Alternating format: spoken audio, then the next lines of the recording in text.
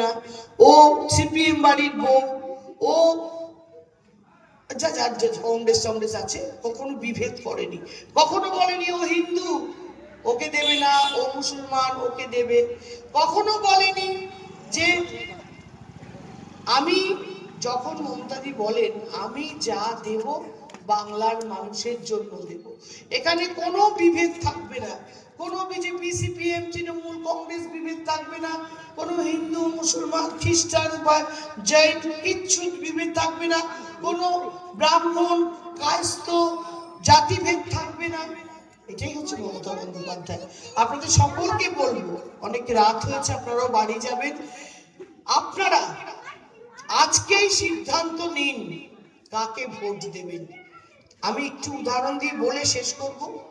আপনারা 34 বছরের বাম সরকার দেখেছেন তো কিরকম ছিল?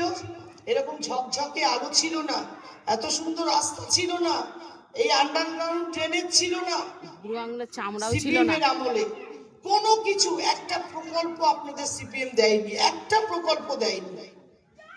কিন্তু আজকে মমতা বন্দ্যোপাধ্যায়কে 15 বছর দেখছেন, 105খানা প্রকল্প ভারত বাংলার বুকে চলে, অথচ সারা ভারতবর্ষে একটা রাজ্যের একটা মুখ্যমন্ত্রী একটা প্রকল্প চালাতে পারেনি। মমতাদি কিন্তু 105খানা প্রকল্প চালাচ্ছে। তো আমার বক্তব্য হচ্ছে, অনেকেই বলে যে আমরা আমাদের কর দিই, তাই করের টাকা আমাদের ফেরত দেয়। আপনাদেরকে বলি, সারা ভারতবর্ষের সব রাজ্য এবং স্বয়ং নরেন্দ্র মোদী, প্রধানমন্ত্রী নরেন্দ্র মোদীও দেশটাকে করের টাকাতেই চালায়। তাহলে কেন অন্য কোন রাজ্যে প্রকল্প দেওয়া হয় না? করের টাকা তো দিতেই পারে। অ্যাটলিস্ট মমতা বন্দ্যোপাধ্যায় করের টাকাটাও ফেরত দিয়ে দিচ্ছে এইভাবে। এটাও তো মানবিকতা যে আপনাদের ফেরত দিচ্ছে, আপনাদের একটা প্রকল্প না 105টা প্রকল্প আপনাদেরকে ফেরত দিচ্ছে। তাই যখন আপনাদের কেউ বলবে যে আমরা করের টাকা আমরা দিই, ট্যাক্স তাই দেয়, আপনারা বলবেন অন্য সব জায়গায় সব রাজ্যেই তো সবাই ট্যাক্স দেয়, মুখ্যমন্ত্রী রাজ্য চালায়, তাহলে কেন মুখ্যমন্ত্রী তোমাদের একটা প্রকল্প দেয় না? মমতাদি এখানে দেয় কি করে? মমতাদি তো চোর নয়, ডাকাত নয়, বা স্মাগলার নয় যে বিদেশ থেকে স্মাগলিং করে এনে বাংলা আমাদের বেঙ্গল চালাচ্ছে। এটা হচ্ছে কি বলুন তো, সদিচ্ছা থাকতে হয়। আমি বাংলার মানুষকে ভালো রাখবো, এই সদিচ্ছাটা থাকতে হয়, যেটা এদের মধ্যে কোনো দিনই ছিল না।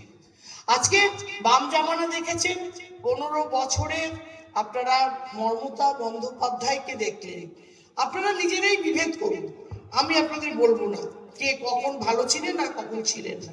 আপনারা নিজেদের বিবেককে জিজ্ঞাসা করুন, আপনাদের বিবেক বলে দেবে আপনারা কোন সময় ভালো ছিলেন।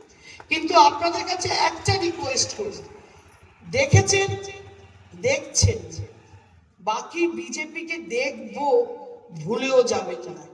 কারণ 34 বছরে বাম সরকার আমাদের উপর অনেক অত্যাচার করেছে, আমার বাবা ঠাকুরা জেল খেটেছে, আমাদের বাড়ি মানে আমার বাপের বাড়ি আমরা ছোট তখন বোম মেরে উড়িয়ে দিয়েছে সিপিএম। সেই সময় দাঁড়িয়ে আমার বাবা একা কংগ্রেস রাজনীতি করতো মহেশতলায়। এত কিছু ঘটার পরও আপনাদের আমি বলছি, তবুও সিপিএম ভালো ছিল। কিন্তু এই বিজেপি কিছুতেই না, নোংরা অসভ্য বর্বর মিথ্যেবাদীর একটা দল, বাংলা এলে বাংলাকে তছনছ করে ছেড়ে দেবে। সেই দিন আপনারা আঙ্গুল কামড়াবেন যে কি করব, এই 5টা বছর তো আমাদের এদের সঙ্গে থাকতে হবে, তারপর তো 5 বছর পর আবার বিধানসভা ভোট, তখন আবার ডিসিশন হবে। কিন্তু এই 5টা বছর না বাড়ি থেকে বেরোতে পারবেন না। আর যারা তৃণমূল করেন, আমরা যারা তৃণমূল করি, এখানে অনেকেই তৃণমূল করেন না, শুনতে এসছেন, আবার অনেকেই আছে তৃণমূল করেন। আমরা যারা চেনা মুখ তৃণমূলের না, আমরা রাস্তায় বেরোতে পারবো না।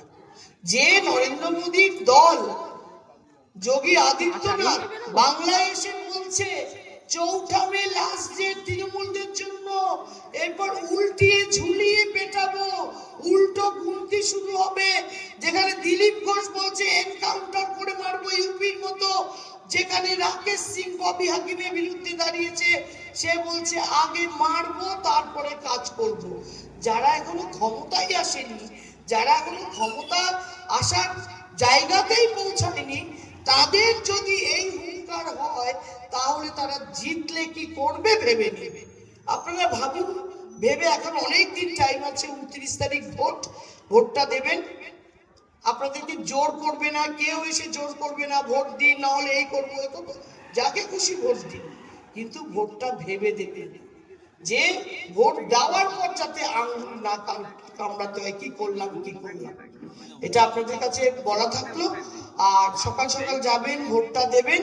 আপনাদের সকলকে আমি শুভকামনা জানাই, যাতে আগামী দিন আমরা তৃণমূল 230টা সিট নিয়ে মমতা বন্দ্যোপাধ্যায়কে আবার চতুর্থবারের জন্য মুখ্যমন্ত্রী করতে পারি। আপনাদের বলে দিচ্ছি, ওরা গতবার 76 না 77টা সিট পেয়েছিল, এবার 50টার ওপরে ওদের সিট উঠবে না।